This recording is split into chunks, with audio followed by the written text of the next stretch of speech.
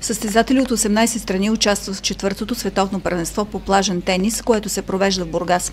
На 6 състезателни корта за медали ще се борят 32 мъжки и 27 женски двойки. Тук са всички звезди в този спорт и ще може да наблюдаваме елита. Едни атрактивни матчове, в които достойно да се намесят, разбира се, и българите. Това го желаем всички.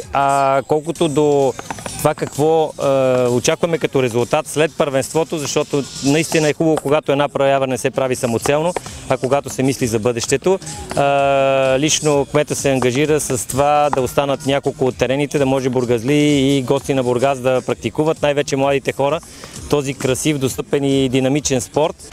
На корта днес излязоха Микеле Капилети и Лука Карли, които са лидери в основната схема, както и миналогодишните шампиони Александро Камбучи и Лука Миликони при мъжете и Симона Бриганти и Лаура Оливиер при жените.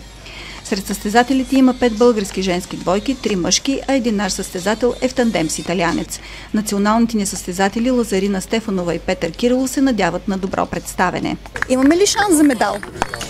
Шанс за медал, по-моему, малко преувеличен, но всяка победа ще бъде един добър резултат.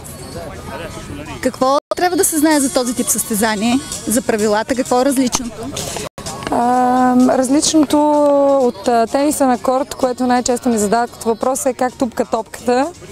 Да кажем, че топката не е тупка, играе се от въздуха, имаме право само на един сервис и при 40 равни е гейм. Иначе за любителите на тениса точкуването е ясно.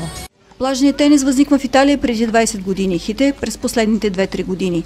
Размерите на терена са като за плажен волейбол, но мрежата е по-ниска – 1,70 метра. Използват се тенис ракети и топка, която е по-лека и мека от стандартната.